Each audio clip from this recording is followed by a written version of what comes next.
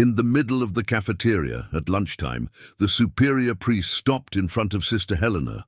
All eyes turned. He pointed to her plate and said loudly for everyone to hear, "You need to leave this convent, immediately." The silence was deafening. Helena felt her face burn. Her hands trembled as she held the fork. The other sisters lowered their heads. No one dared to speak. Her heart felt like it was going to explode inside her chest. Why? She had dedicated 15 years to that community. She had never disobeyed, never questioned. What had she done that was so serious? The answer came like a stab. What that priest said afterward destroyed Helena inside and exposed something that many prefer to pretend does not exist. Comment, is this fair? I want to know what you would do in this situation. My name is Helena, or rather, it was Sister Helena. 15 years of religious life. 15 years serving God inside that convent.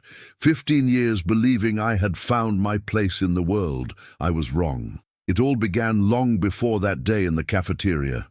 In fact, it began when I was only 8 years old. My mother died of cancer. My father couldn't cope with the pain and started drinking. In 2 years, he had lost his job, the house, everything. We went to live with my grandmother, but she was elderly and could barely take care of herself. I grew up too fast. I cooked, cleaned, took care of my father when he came home drunk. My friends played in the street, and I was inside trying to make food with the little we had. I learned early that the world was a hard place. I learned that no one was coming to save me. Until at 16, I met Sister Beatrice. She visited our community once a month, bringing food baskets and clothes. She was the one who saw me, really saw me, not with pity, but with that look that says, "You are worth more than this." "Helena," she told me one day, holding my calloused hands, "have you ever thought about visiting our house? The convent welcomes young women who are seeking a greater purpose." Greater purpose. Those words echoed inside me for weeks. Could I have a different life? Could God really have plans for someone like me? I visited the convent for the first time at 17. It was a beautiful place. Well-kept gardens, a chapel with stained glass windows, silent corridors where you could hear your own thoughts. The sisters were kind, smiling. They seemed at peace with themselves. I wanted that peace, desperately. I entered as a postulant at 18. My father barely noticed when I left. He was too far gone in his own misery. Part of me felt guilty for abandoning him, but another part knew that if I stayed, I would sink with him. The first years were the happiest of my life. I learned how to truly pray. I learned to find silence within chaos. I worked in the garden, helped in the kitchen, cared for the children who came for catechism.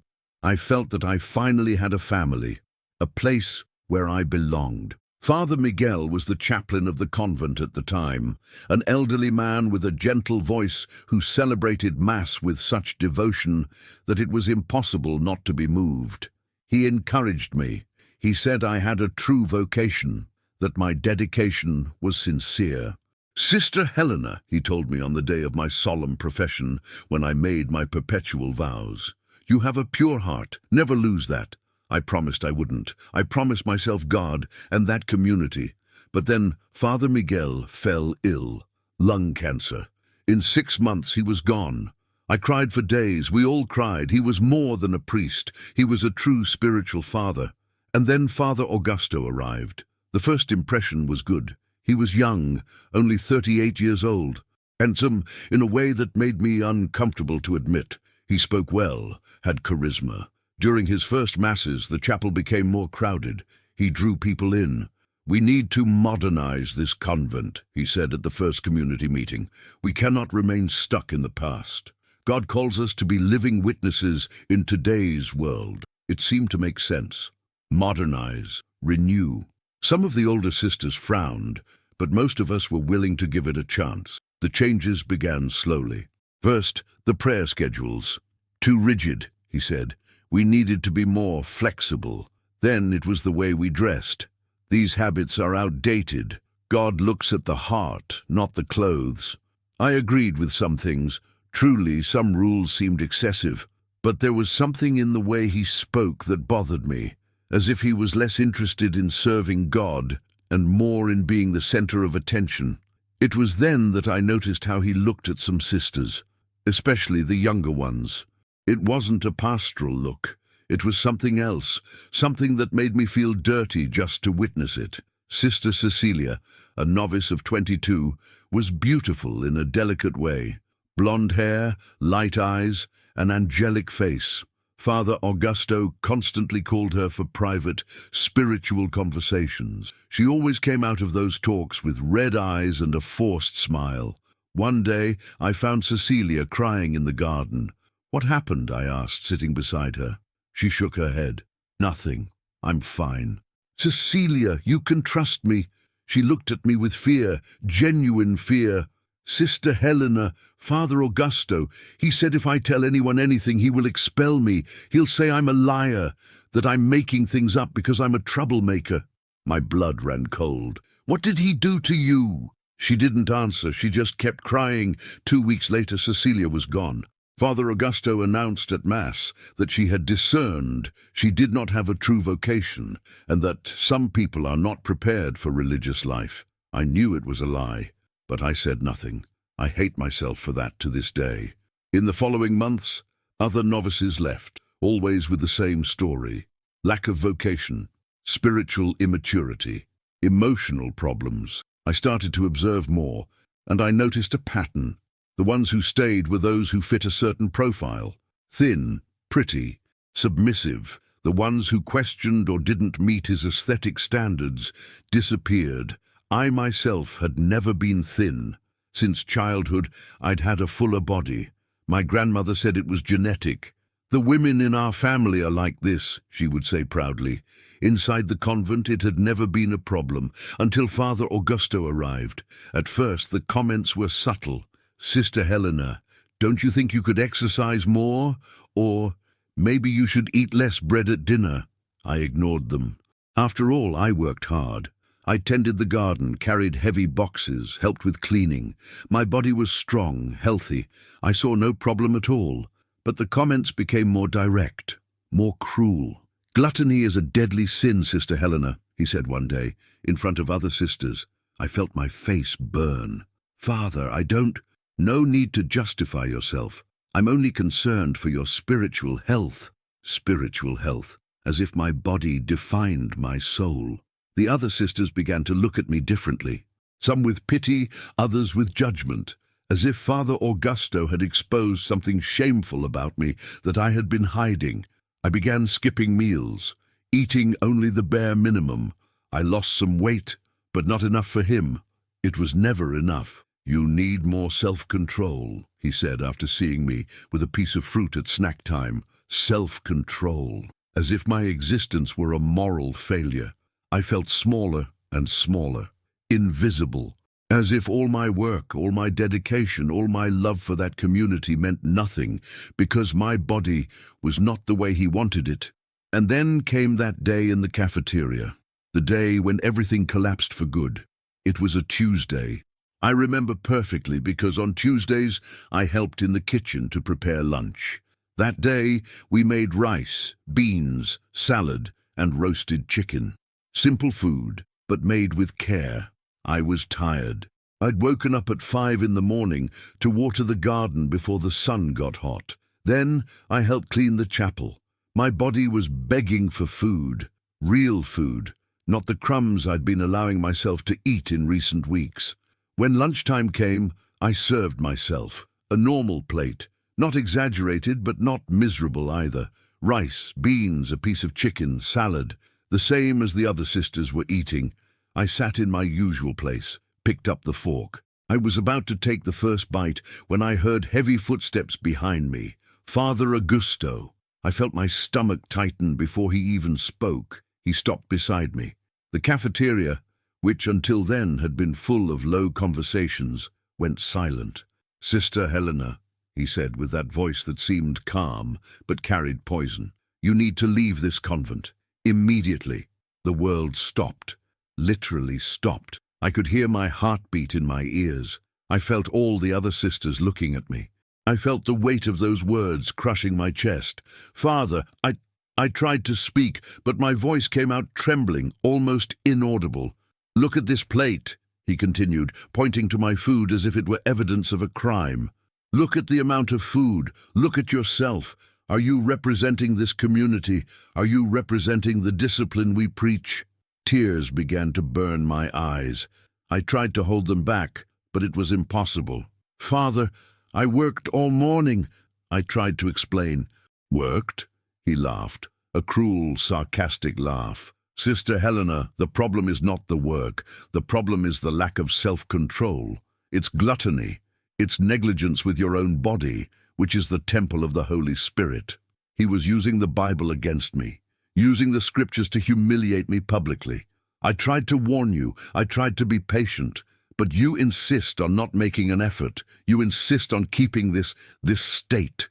He pointed to my body with visible disgust. "And I cannot allow someone like this to continue representing this house of God." Sister Teresa, one of the oldest, tried to intervene. "Father, please, perhaps we could talk about this in private." "No!" He cut her off, categorical. "This must be said in front of everyone, so it serves as an example. Religious life requires renunciation. It requires sacrifice. It requires that we deny ourselves, and Sister Helena is clearly not willing to do that." I was destroyed. Each word was a stab. Each look from the other sisters was salt in the wound. Some looked away, ashamed. Others looked at me with pity. None defended me. "You have until the end of the afternoon to pack your things and leave the convent," he finally said. "I don't want to see you here anymore." And then he left. He simply left, leaving me there, destroyed, humiliated, exposed before everyone. The silence that followed was deafening. No one knew what to say. No one knew what to do.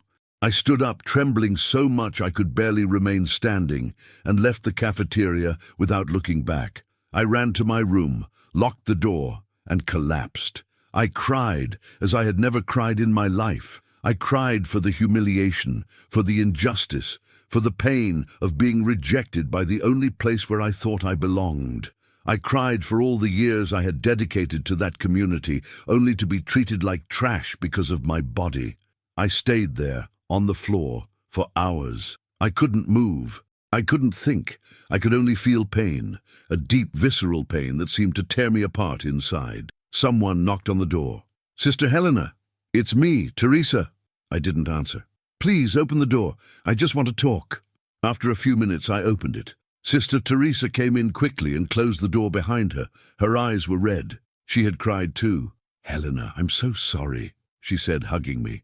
"This isn't right. None of this is right." "Then why didn't anyone do anything?" I asked, my voice broken. "Why didn't anyone defend me?" She lowered her head, ashamed. "Because we're afraid. We're all afraid of him. You saw what happened to the other girls. Cecilia, Mariana, Joanna. All who confronted him left, or worse." "Worse how?" Teresa hesitated. "He has connections with the bishop, with important people. He can destroy reputations, Helena. He can spread lies. He can make sure no one believes you." "So that's it?" I said, incredulous. "We'll just accept it? We'll let him keep doing whatever he wants?" "I don't know what to do," she admitted, tears streaming down her face. "I really don't know." After Teresa left, I began to pack my things. I didn't have much. Simple clothes, a few books, a rosary my mother gave me before she died. 15 years of life fit into a small suitcase. As I packed, I remembered everything. The day I arrived, full of hope. My vows, when I promised to serve God forever. The dawns spent praying in the chapel, the afternoons caring for children, the laughter shared with my sisters in community, all lost, all destroyed, because of a cruel man who used religious authority to feed his own sick ego.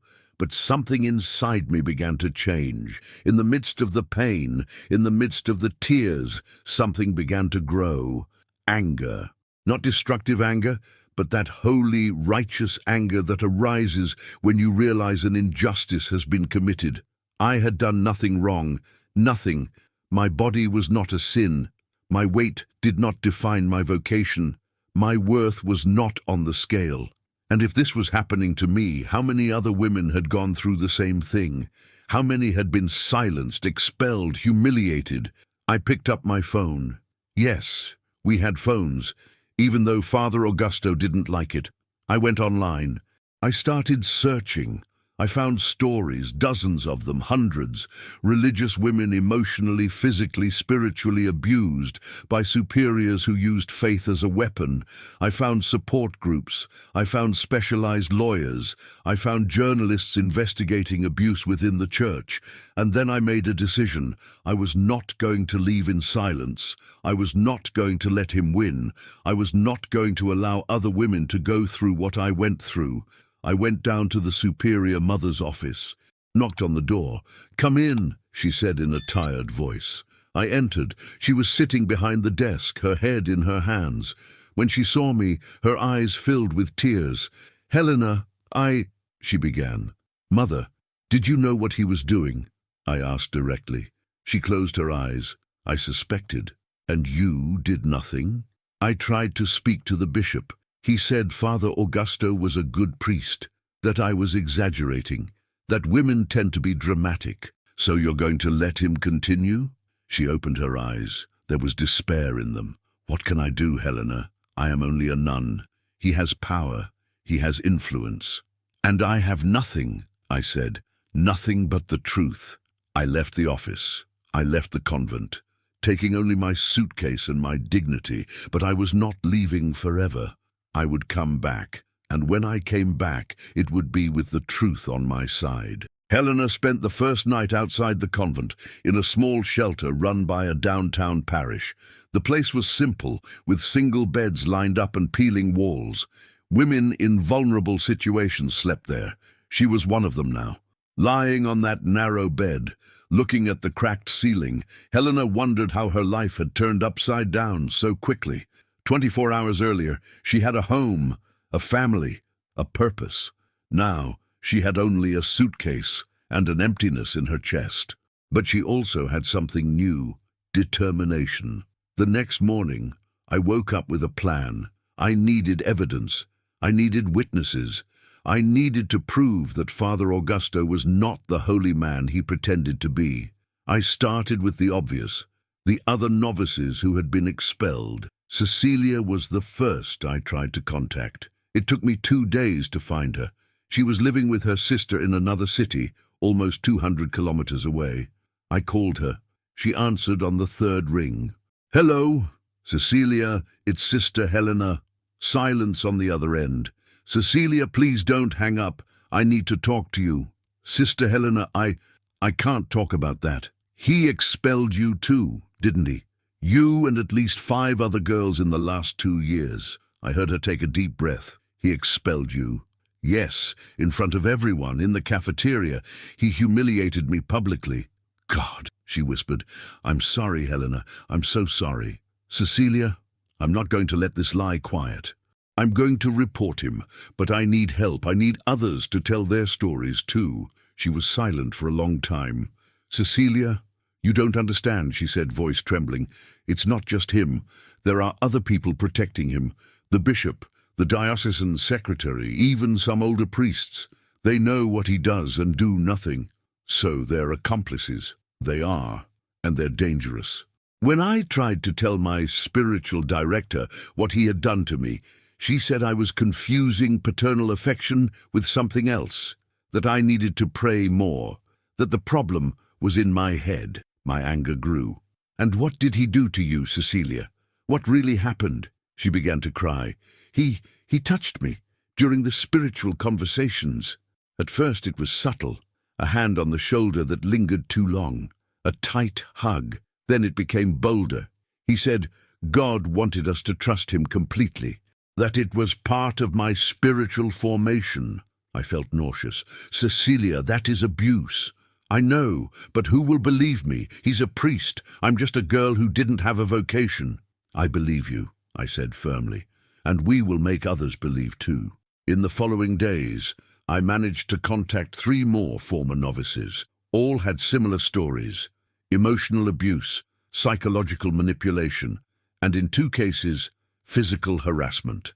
Mariana, 24, told me that Father Augusto forced her to do extreme fasts because, according to him, she needed to mortify the flesh. She fainted 3 times before being expelled for disobedience when she finally refused. Joanna, 26, reported that he made her confess all her impure thoughts in graphic detail. He said it was to purify her, but the questions were invasive, sexualized, abusive. Each story I heard made me angrier and more determined.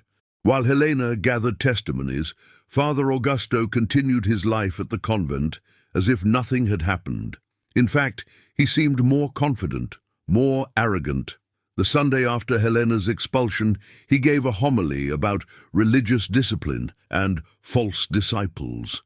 Some sisters understood the message. He was warning, do not question, do not resist, or you will suffer the consequences. Sister Teresa, however, could no longer stay silent. After Mass, she approached the Superior Mother again. "Mother, we have to do something. This has to stop." The Superior Mother seemed to have aged 10 years in a week. "Teresa, I've already said, I can't or won't." Teresa cut in sharply. "You took vows to protect this community, and you are failing." The Superior Mother closed her eyes, wounded. "You don't understand the pressure I'm under. The bishop made it clear that if there is any scandal, he will close this convent. We will all be left without a home, without a community, without anything. So that's it? We protect the walls and sacrifice the people. It's not that simple." "Yes, it is." Teresa raised her voice. "It's exactly that simple. Either we are with the truth or with the lie. There is no middle ground."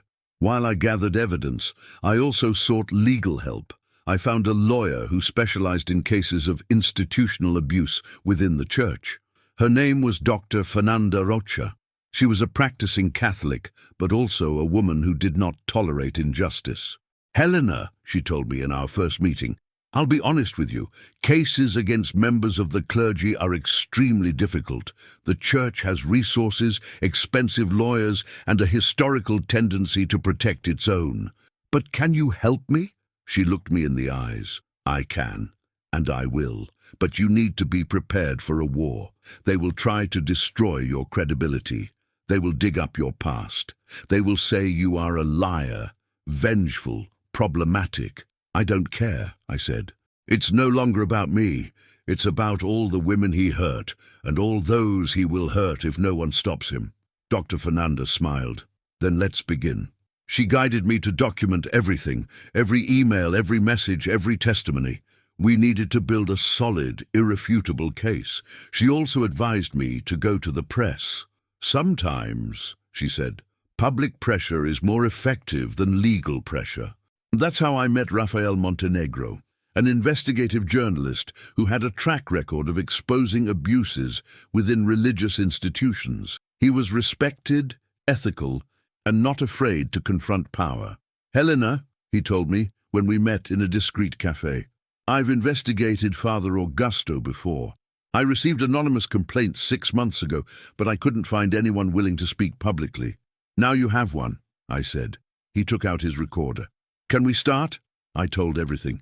Every detail, every humiliation, every tear.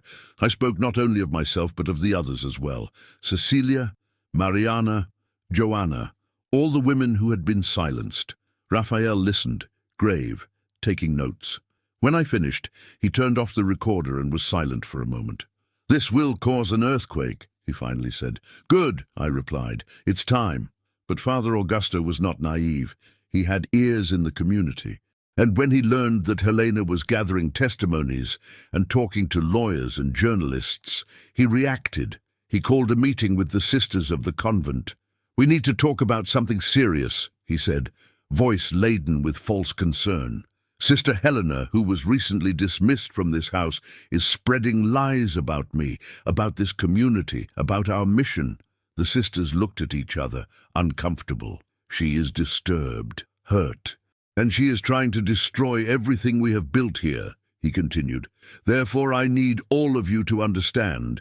If anyone contacts her, if anyone speaks with her, you will be betraying this community. and I cannot allow that to continue here. It was a clear threat. Stay on my side or suffer the consequences. Sister Teresa felt a chill run down her spine. She had already spoken with Helena in secret. If he found out. Besides, Father Augusto went on, I have contacted the bishop. He is aware of the situation and has given me his full support. Any accusation against me will be treated as slander and defamation and will be met with legal action. He was protecting himself, building walls, threatening, but what he did not know was that Helena was no longer alone, and that the truth, no matter how much they tried to bury it, always finds a way into the light. 2 weeks had passed since my expulsion. 2 weeks of anguish, but also of preparation. Dr. Fernanda had reviewed all the testimonies. Raphael had begun the parallel investigation, and I was finally ready to take the next step. We need to go to the diocesan curia, Dr. Fernanda told me. File a formal complaint before any public exposure. It's the correct procedure. I knew it would be difficult. I knew they would probably not take me seriously, but I had to try. We scheduled a hearing with Canon Augusto Ferreira, responsible for the ecclesiastical tribunal of the diocese. He received us in his office, large and decorated with crucifixes and images of saints. There was an air of formality and coldness. Sister Helena, he said, showing no emotion. Or rather, you are no longer a sister, correct? The first stab. He was already delegitimizing me before I even opened my mouth. Canon, Dr. Fernanda intervened. We are here to present formal accusations against Father Augusto Silva, chaplain of the convent of Our Lady of Sorrows. The charges include emotional abuse, moral harassment, and in some cases, physical harassment. He picked up the documents we placed on his desk, flipped through them quickly without really reading. I see, he said, setting the papers aside. But you must understand that accusations against a priest are extremely serious and require concrete proof. We have testimonies from 5 women, I said, trying to control my voice. 5 women who were victims of him. Testimonies, he repeated with disdain. Words. Do you have any physical proof, recordings, photographs? Canon. In cases of psychological abuse, Dr. Fernanda began. Psychological abuse, he cut her off. That is a very modern expression, don't you think? Sometimes what we call abuse is simply necessary discipline, especially in religious life where renunciation and obedience are fundamental virtues. I felt my blood boil. He was justifying, minimizing. He expelled me publicly in front of the whole community because I am fat, I said bluntly. Is that discipline? The canon looked at me as if I had said something absurd. Sister Helena, Father Augusto is known for his dedication to spiritual formation. If he judged that you did not have the profile for consecrated life, he certainly had reasons. Reasons based on my physical appearance, I insisted. Not on my vocation, not on my work, on my appearance. He sighed, as if dealing with a stubborn child. I will forward this complaint for analysis, but I must warn you, making unfounded accusations against a priest can result in defamation charges. The church protects its ministers. We left that room furious. Dr. Fernanda was visibly irritated. They won't do anything, she said as soon as we got into the car. They'll file it away and pretend it never happened. So what do we do? She looked at me, determined. We go to Plan B, the press. Raphael published the first article 3 days later. The headline was direct. Priest expels nun for fat phobia. Emotional abuse allegations in convent reveal pattern of behavior. The report included my full testimony as well as interviews with Cecilia, Mariana, and Joanna. He had protected their identities using pseudonyms, but the stories were there. Clear, forceful, impossible to ignore. The article went viral. In less than 24 hours, it was on every news site. Social media exploded. People shared, commented, were outraged. Hashtags were created. Justice for Helena. Abuse is not faith. Fat phobia is not holy. My phone wouldn't stop ringing. journalists wanting interviews, TV shows inviting me, people offering support. But there were also threats, many threats. You will burn in hell for attacking a man of God. Liar. You're doing this because you're a frustrated nun. You should be ashamed. You're destroying the church's reputation. Each message hurt. But I wasn't going to stop. Inside the convent, chaos erupted. Journalists camped at the door, cameras and microphones everywhere. Father Augusto refused to give statements, but that only made things worse. Sister Teresa called me in secret. "Helena, it's hell here." He called another meeting. He's saying this is persecution, that you sold your soul to the devil, that you're being manipulated by anti-Christian forces. And the sisters? What are they thinking? They're divided. Some support you in silence, others believe him, they're afraid to question. And you, Teresa? She was silent for a moment. I'm with you, and I'm going to testify too. I can't stand this cowardly silence anymore. Teresa was the sixth witness, and as an active sister still in the convent, her testimony carried enormous weight. She reported years of psychological abuse, manipulation, and how Father Augusto created an atmosphere of fear and control. "He treats us like objects," she said in a televised interview, "like pieces that can be discarded if we don't meet his standards.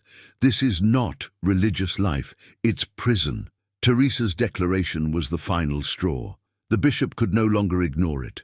He called a press conference. "The diocese is taking note of the serious accusations against Father Augusto Silva," he said, reading from a prepared statement.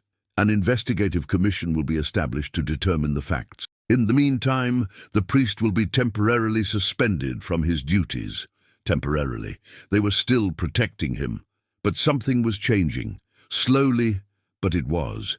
Other women began to come forward, not only from the convent, but from other parishes where Father Augusto had worked before. Stories from decades ago, patterns of behavior no one had dared to denounce. A former catechist, now 43, reported that at 16 he had tried to kiss her during a spiritual conversation. She never told anyone because she thought no one would believe her. A mother revealed that Father Augusto had publicly humiliated her 12-year-old daughter in front of the entire catechism class because the girl was overweight. The girl developed an eating disorder that lasted for years. Each story was a piece of the puzzle, and the picture forming was terrifying. Raphael published a second, even more extensive article. "Priest accused of abuse has decades-long history. Victims break the silence." The pressure on the diocese became unbearable. Protests were organized in front of the Curia. Online petitions gathered thousands of signatures demanding Father Augusto's expulsion. And then something unexpected happened. The Superior Mother resigned. "I failed," she said in a public letter. "I failed Helena, Teresa, and all the sisters who trusted me to protect them.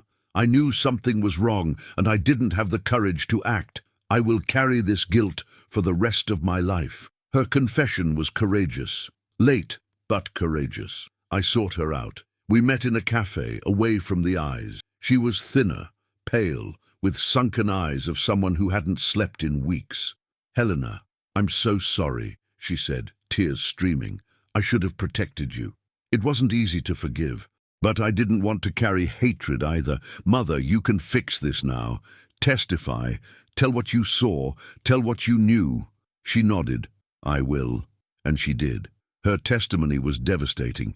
She revealed emails exchanged with the bishop where she reported concerns about Father Augusto's behavior. The bishop always responded by minimizing, asking for prudence and discretion.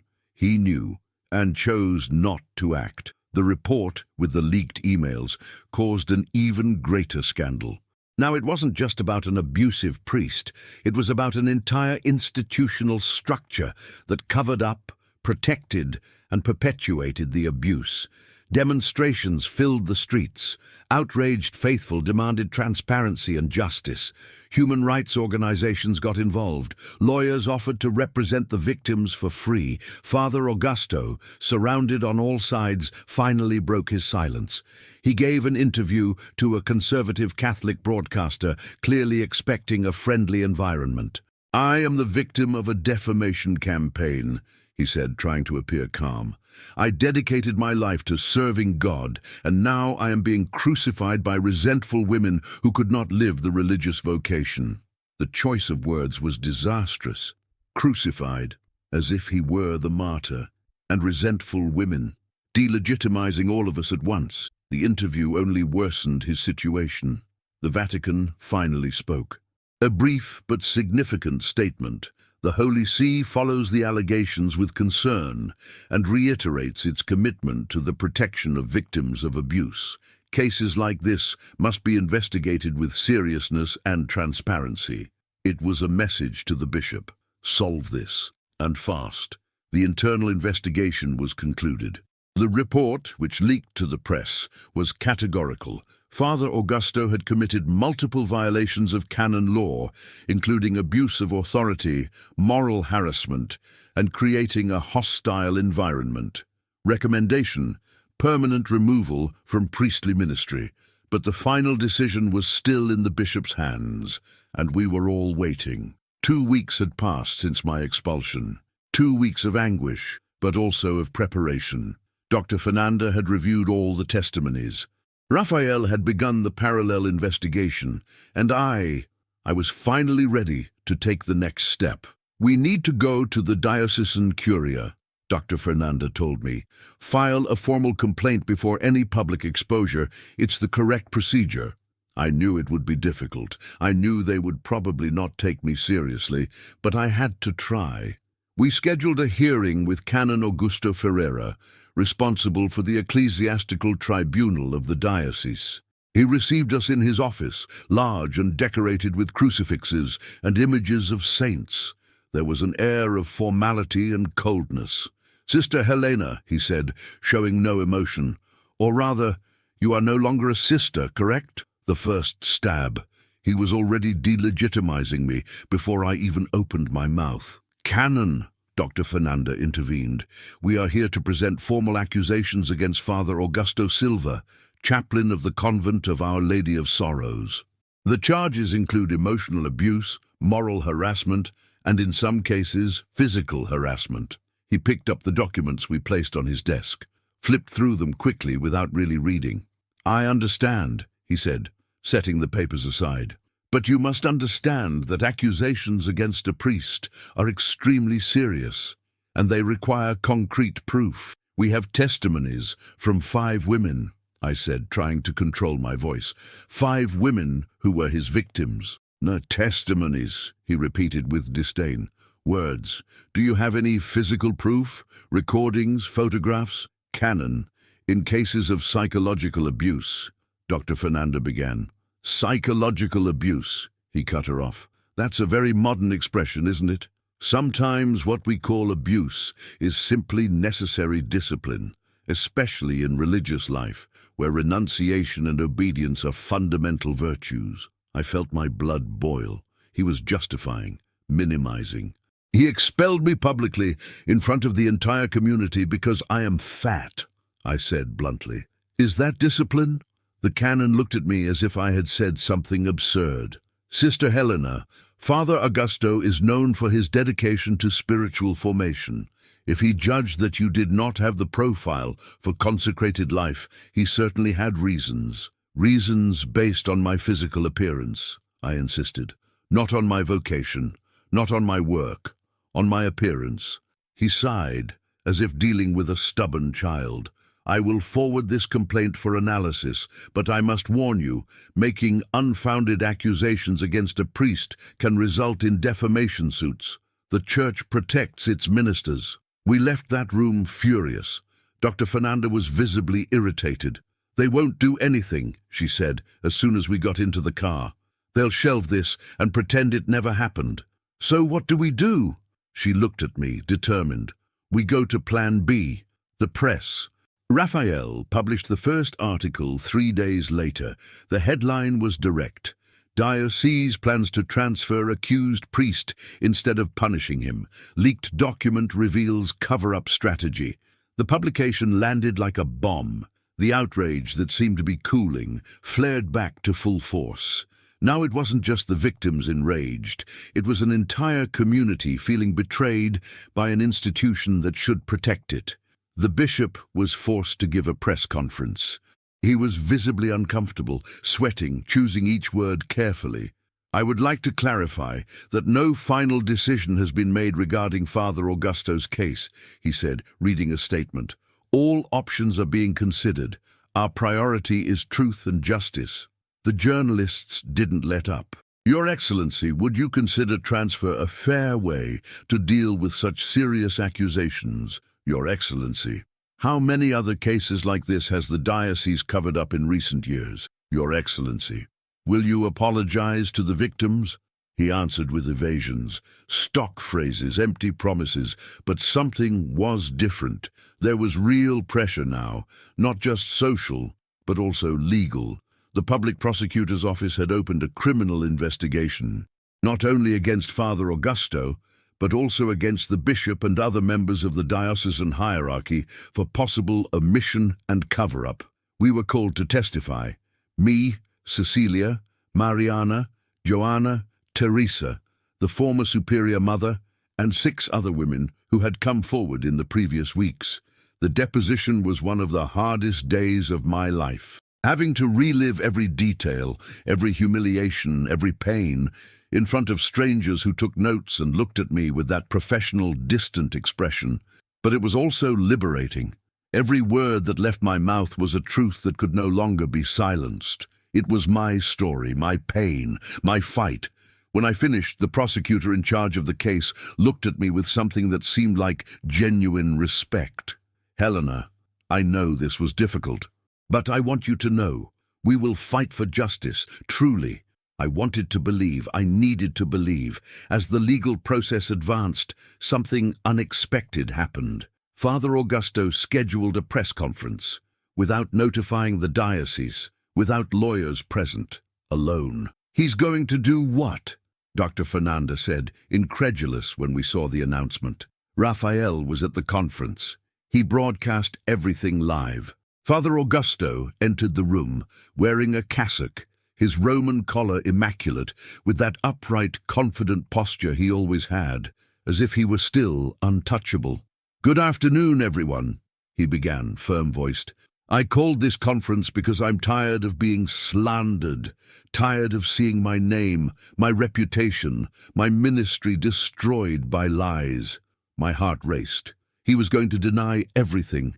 Never, at any moment, did I abuse anyone. What I did was carry out my role as spiritual guide with seriousness and discipline. If some people interpreted that as abuse, the problem lies in their fragility, not in my conduct. Fragility. He was calling us weak. "As for Sister Helena," he continued, and hearing my name from his mouth made me shudder. "She was dismissed from the community because she did not have a true vocation. Not because of her weight, as she alleges, but because her behavior showed a lack of self-control, lack of discipline, lack of commitment."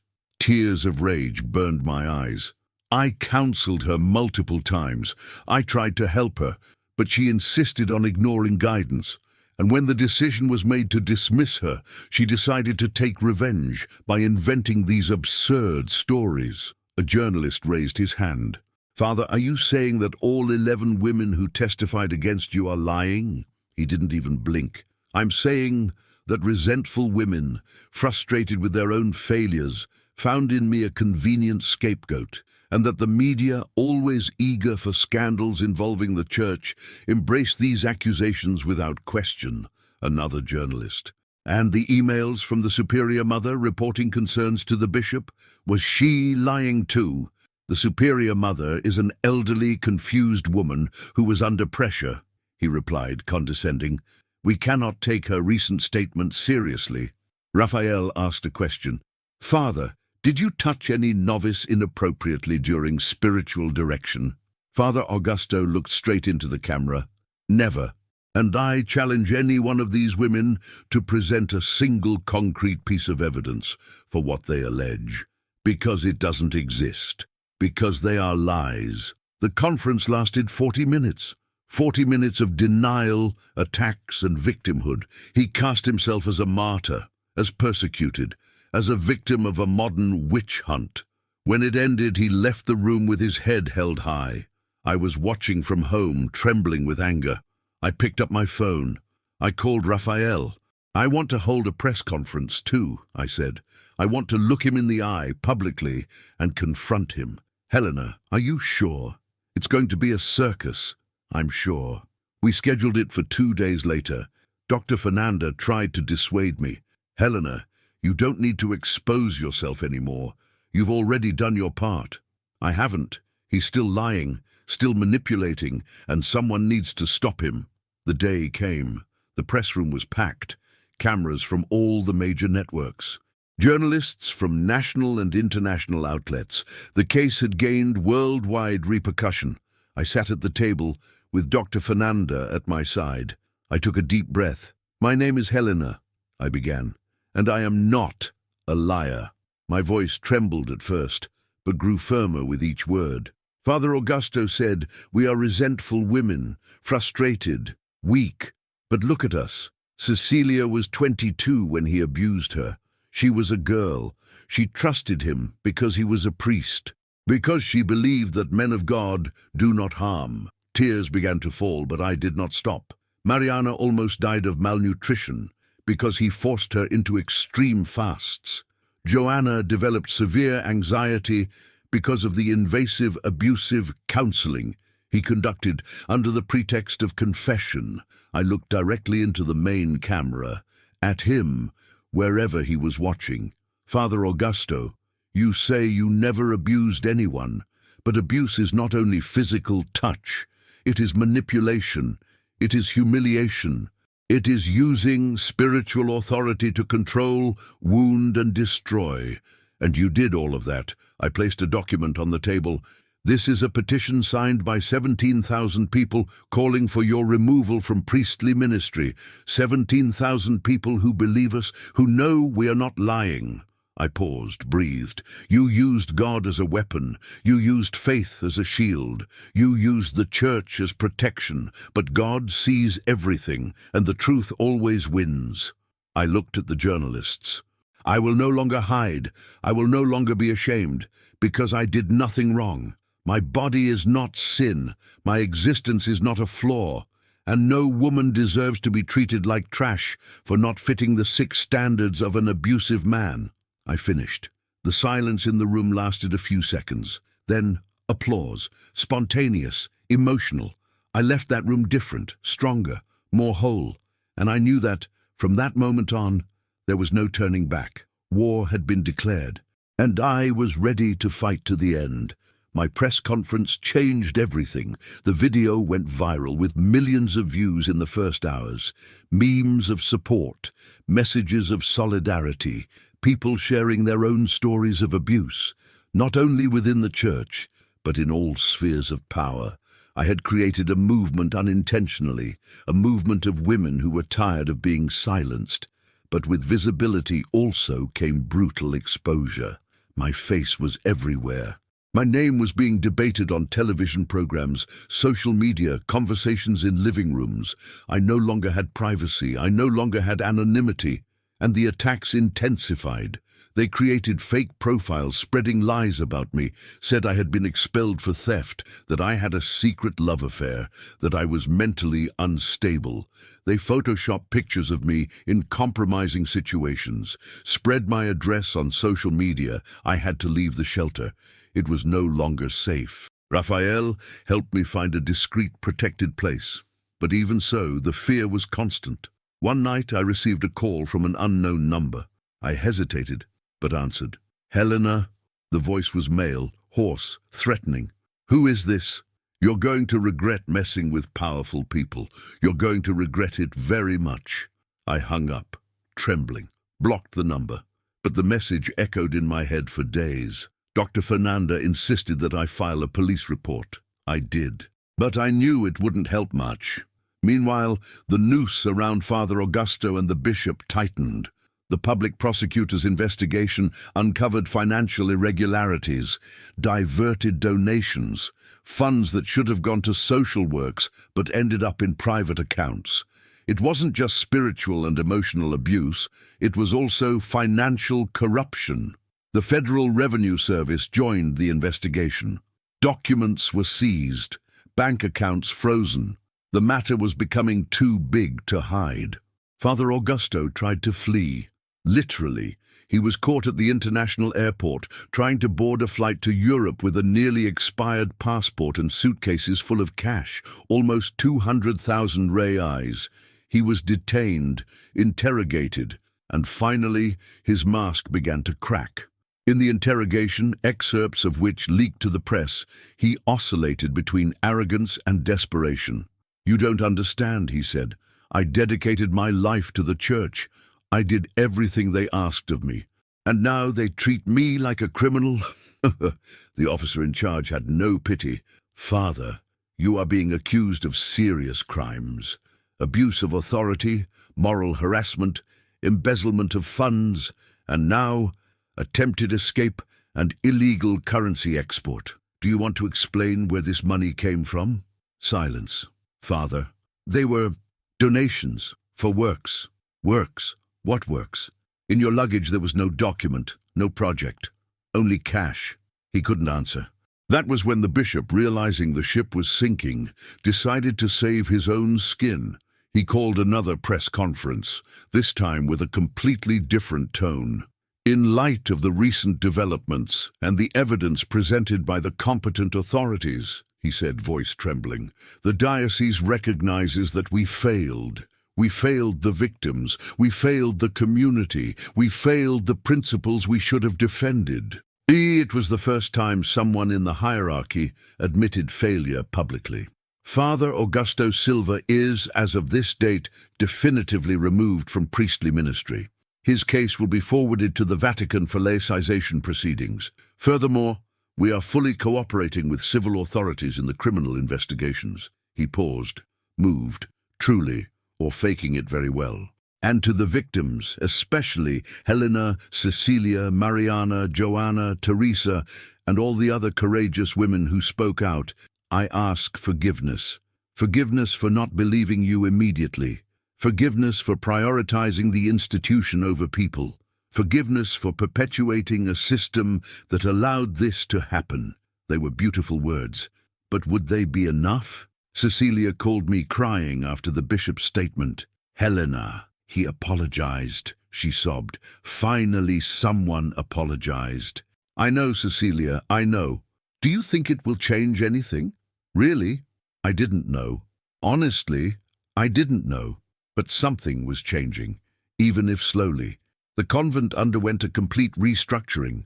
A new superior mother was appointed, a younger woman, known for her progressive stance and her commitment to transparency. She invited me to visit. I hesitated.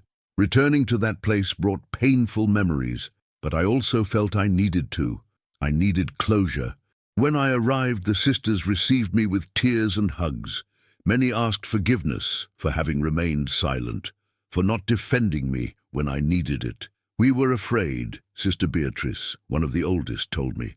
"Afraid of losing our home, our place in the world, but we realized that a home built on silence and fear is no home at all." I walked through the corridors that had once been my home, the garden where I had worked so many mornings, the chapel where I had prayed so many nights. Everything was still there, but everything felt different. I entered the chapel alone, knelt, and for the first time in months I truly prayed. Not a memorized prayer, not pretty words, just an honest outpouring to God. "I don't know if I still have faith in the church," I said aloud, alone in that sacred space. "But I want to believe I still have faith in you, that all this wasn't in vain, that the pain I felt, that we all felt, will serve to protect other women in the future." There was no audible answer, but I felt a peace I hadn't felt in a long time. When I left the chapel, I found Teresa waiting for me. "How are you?" she asked. "Better, lighter. I finally feel like I can breathe again." The two of us sat there on the garden bench in comfortable silence. "Helena," she finally said, "thank you for not giving up, for fighting even when you were alone." "I was never alone," I replied. "You were all with me, even in silence, and now, finally, we can speak." Meanwhile, the criminal case against Father Augusto advanced. The prosecution filed formal charges with multiple accusations.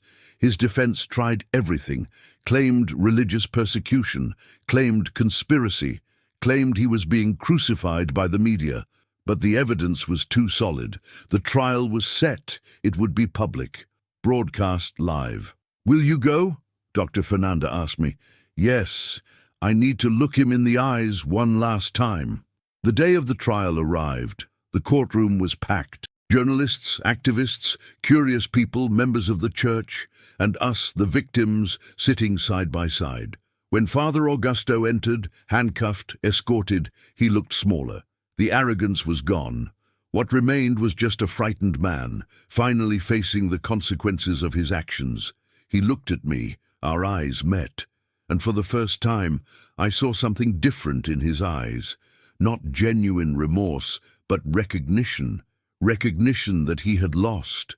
The judge was a middle-aged woman, stern with a firm gaze. "We are here to judge the defendant Augusto Silva for multiple charges of abuse of authority, moral harassment, embezzlement, and attempted currency evasion," she announced. "Before we proceed, I would like to ask the defendant, is there anything you wish to declare?" He was silent for a long moment. His lawyer whispered something in his ear, but he shook his head. He began, weak voice. "I always thought I was doing the right thing, that I was serving God, but now I don't know anymore." It wasn't an apology. It wasn't a confession, but it was perhaps the most honest thing he had said in years. The trial lasted 3 days. Testimonies were given, evidence presented. The defense tried to refute, but it was like trying to put out a fire with a glass of water. On the 3rd day, the judge withdrew to deliberate, returned 2 hours later. "The court finds the defendant guilty on all charges," she announced. The relief I felt was so intense I could barely breathe. Cecilia squeezed my hand. Mariana cried silently. Joanna embraced Teresa. "Sentencing will be issued next week," the judge continued. "But I want to state for the record, crimes committed under the cloak of religious authority are even more serious, because they violate not only civil law, but also the sacred trust placed in spiritual leaders. This court will not tolerate abuse, regardless of the position or institution of the perpetrator." When we left the courthouse, we were met by a crowd, people applauding, signs of support, women crying, thanking us for finding courage. Raphael was there. "You won," he said, moved, but I knew it wasn't just our victory. It was for all the women who came before and could not speak, and it would be, hopefully, protection for all those who would come after.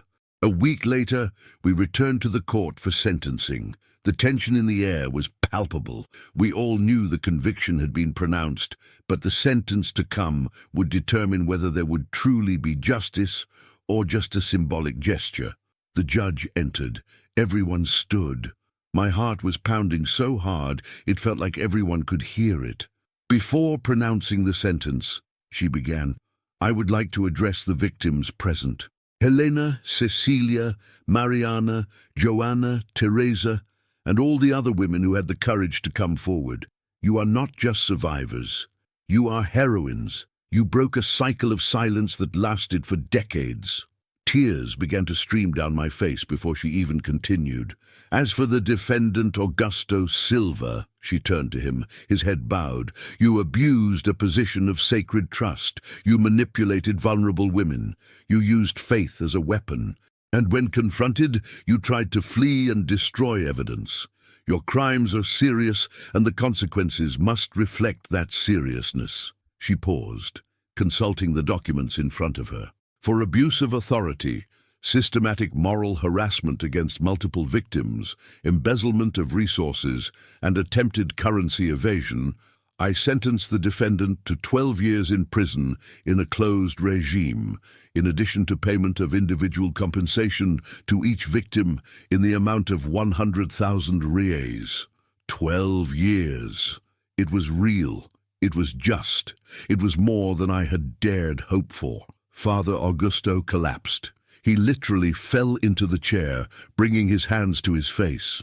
His lawyer tried to support him, but he seemed to have completely crumbled. Furthermore, the judge continued, I order that the defendant be barred from exercising any activity related to spiritual counseling, religious education, or positions of authority over others after serving his sentence.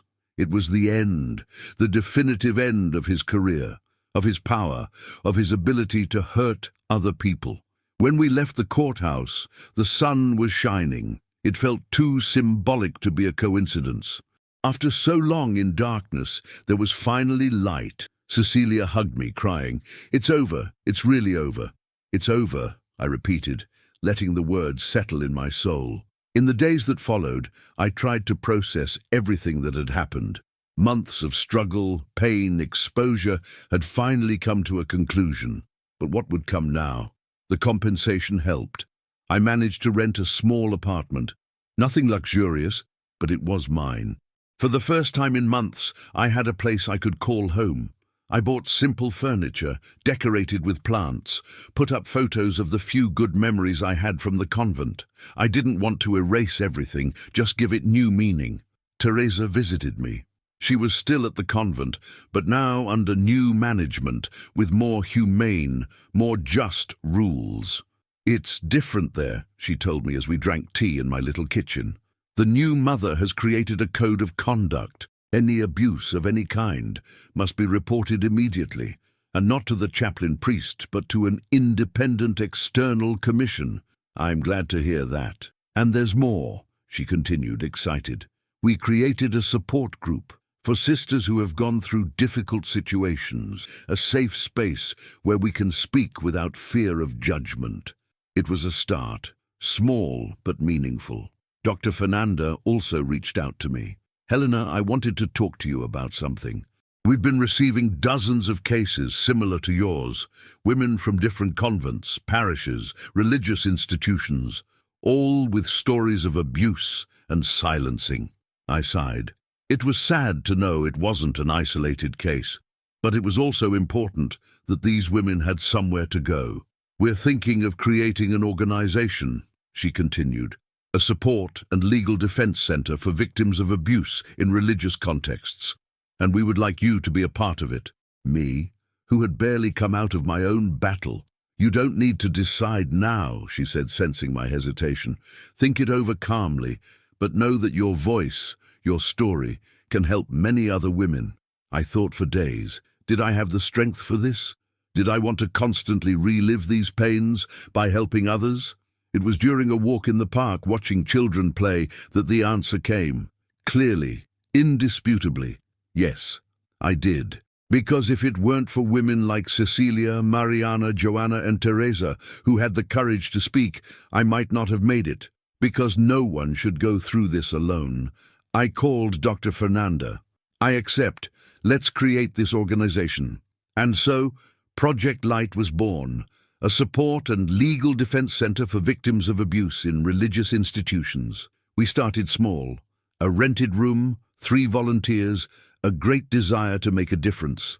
The first person we helped was a 45-year-old woman named Beatrice. She had been abused by a priest when she was 16. She kept the secret for nearly 3 decades. When she saw my story in the news, something inside her woke up. I thought I could never speak, she told me, crying. I thought no one would believe me, that they would say it was my fault. I held her hands. I believe you, and it wasn't your fault. It never was. She broke down. She cried years of repressed pain. And when she finally calmed down, she said something I will never forget. Thank you for giving me permission to exist again. In the following months, we helped dozens of women, young and old, nuns and lay women, each with her story, each with her pain, but also each with her strength. We helped bring perpetrators to justice. We negotiated with dioceses. We pushed for institutional changes. We created protection protocols. We made noise, a lot of noise, and slowly things began to change. The Vatican, pressured by cases around the world, issued new guidelines on the prevention and combat of abuse. They weren't perfect, but they were a step forward. Brazilian dioceses began to implement mandatory training. Independent reporting channels were created. The conversation that used to be whispered was now explicit. Raphael kept investigating. He published a series of reports on the system of silencing within the church. He won journalism awards. But he always made a point of saying, "The true heroine of this story is Helena." 1 year after Father Augusto's sentencing, I was invited to give a lecture at a national human rights seminar. The auditorium was packed. Hundreds of people, activists, lawyers, progressive religious leaders, survivors. I looked at that audience and saw faces of hope, faces of people who believed change was possible. When I was expelled from the convent, I began, I felt like the smallest person in the world. I thought I was nothing, that I was worth nothing, that my body, my existence were a problem. I paused, letting the words breathe. But I learned something important on this journey. Our value is not defined by those who reject us. Our dignity is not measured by external standards. And our voice, even when it trembles, has power. Applause interrupted. I waited for it to quiet down. I also learned that silence never protects victims. It only protects abusers. That institutions, no matter how sacred they may seem, are made of people. And people fail, and when they fail, they need to be confronted. I looked especially at the religious representatives present.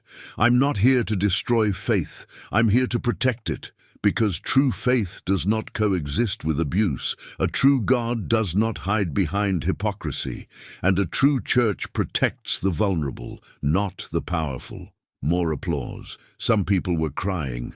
So, my message to those listening is, if you are going through something similar, know that you are not alone, that your voice matters, that you deserve to be heard, believed and protected, and that there are people willing to fight by your side. I finished the lecture and was surrounded, people wanting to share stories, ask for advice, offer help.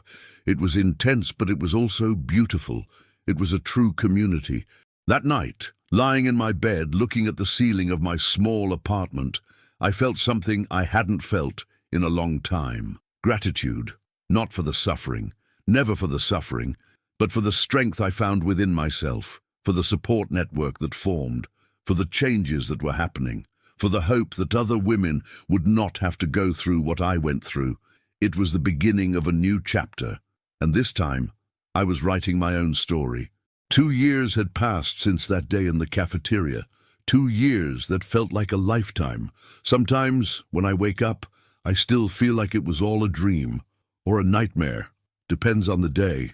Project Light had grown beyond my expectations. Today, we have 3 offices in different states, 15 volunteer lawyers, a network of psychologists specialized in religious trauma, and we've already assisted more than 300 women, 300 stories, 300 battles. And in many of them, victories. Cecilia went back to school. She's studying psychology, wanting to specialize in helping survivors of abuse. I want to turn my pain into healing for others, she told me, and I couldn't be prouder. Mariana got married. She found a kind man who respects her, who cares for her, who understands her scars without judgment. She sent me a picture of the wedding. She was radiant, free. Joanna became an activist. She speaks publicly about mental health and spiritual abuse. She has a podcast that reaches thousands of people. She uses the voice they tried to silence to amplify other voices. Teresa remains in the convent, but now she is part of the leadership. She helps create protection policies. She trains new sisters about signs of abuse. She is the change she wanted to see. And I am still discovering myself. Some days are easier than others. There are moments when I look in the mirror and still hear Father Augusto's voice saying that my body is a problem, that I am careless, that I lack self-control. But I have learned to answer that voice with firmness, with truth. My body is mine, and it is good just the way it is. I started therapy. A wonderful therapist named Anna, who helps me untangle years of trauma and conditioning. Session by session, I am recovering parts of myself I thought I had lost. I also regained faith, not in the same way, not within the same structures, but a more intimate, more personal faith, a faith that speaks to God without intermediaries who use power to manipulate. I visit small churches, progressive communities, spaces where women are valued and respected, where diversity is celebrated, where the body is not sin and existence is not a problem. And slowly, I am healing. Father Augusto serves his sentence. I heard from Raphael that he still denies responsibility. He says he is the victim of a conspiracy, that he is being persecuted by forces of evil, that one day the truth will prevail. Part of me pities him, pity for someone so blind by his own arrogance that he cannot see the harm he caused. But another part, the part that still carries the scars, feels only relief that he can no longer hurt anyone. The bishop resigned. He could not withstand the pressure. A new bishop was appointed, someone with a history of transparency and commitment to reforms. He sought me out personally. "Helena," he said with genuine humility, "I know words don't undo what was done, but I want you to know, we are working to ensure this never happens again. And your story, your courage, was fundamental for this change." I accepted his apology. Not because it erased the pain, but because I chose not to carry the weight of resentment for the rest of my life. The work at Project Light gave me purpose. Each woman we helped was a victory against the system that tried to silence us. Each case we won was a clear message. Abuse will not be tolerated, regardless of who the abuser is. But the work is also exhausting. Listening to stories of pain every day takes its toll. There are nights when I cry in the shower, processing the weight of everything I hear. There are days when I question if I am making a real difference or just bailing water. It was on one of those difficult days that I received a letter, a physical letter, handwritten with shaky script. It was from a 17-year-old girl named Laura. She wrote that she had been abused by a youth group leader. She was destroyed, thinking of giving up everything, but then she saw a video of me, heard my story, and realized she was not alone. "You saved me," she wrote. "You don't know it, but you saved me, because you showed me that it's possible to survive, that it's possible to fight, that it's possible to win. And I will fight too, for me, for you, for all of us." I cried reading that letter. I cried in sadness for her pain, but I also cried in gratitude for knowing that my story, as painful as it is, was serving to protect others. I keep that letter to this day, and whenever I think of giving up, I reread it. It reminds me why I started, why I continue. Recently, I was invited to give an interview on a major television program. National. Millions of viewers. I hesitated. The exposure had already been so much. Did I need more? But then I thought of Laura, and of all the Lauras still in silence, who still think no one will believe them, who still carry shame for something that wasn't their fault. I accepted. The interview aired in prime time.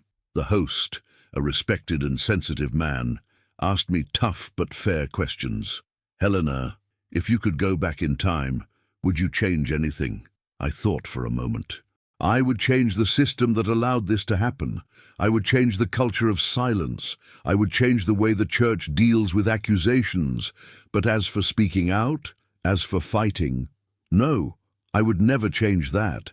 And what is your message to women going through similar situations? I looked directly into the camera.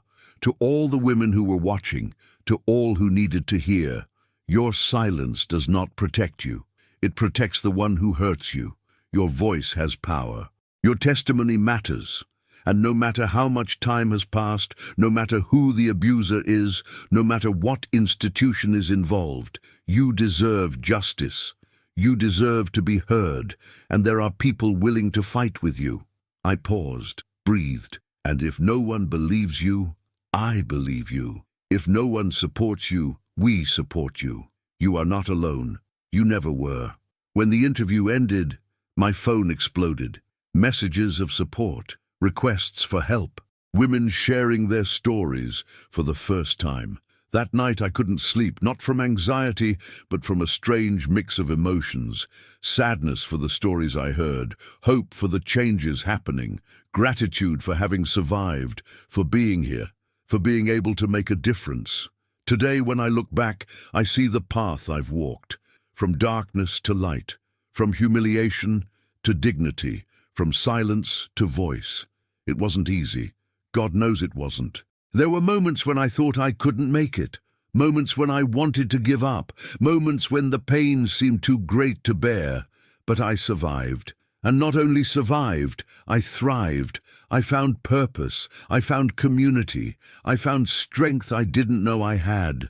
And if my story can inspire one woman not to accept abuse, if it can encourage a victim to report, if it can pressure an institution to change, if it can save a life, then it was worth it.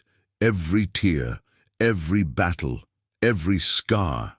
Because in the end, we are not defined by what happened to us. We are defined by how we respond. And I chose to respond with courage, with truth, with fight. And I invite you who are watching to do the same.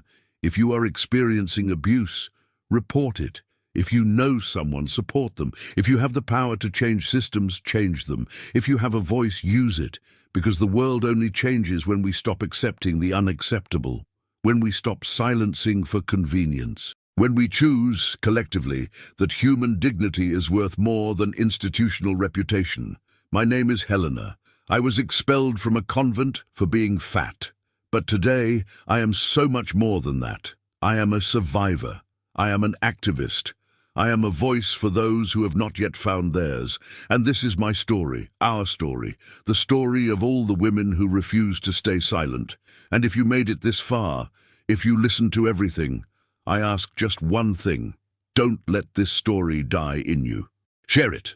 Talk about it, act, because together we are stronger, together we are unstoppable, together we will change the world, one woman at a time, one story at a time, one victory at a time. And now, tell me, are you ready to be part of this change? Leave it in the comments. Let's continue this conversation, because it's only just beginning.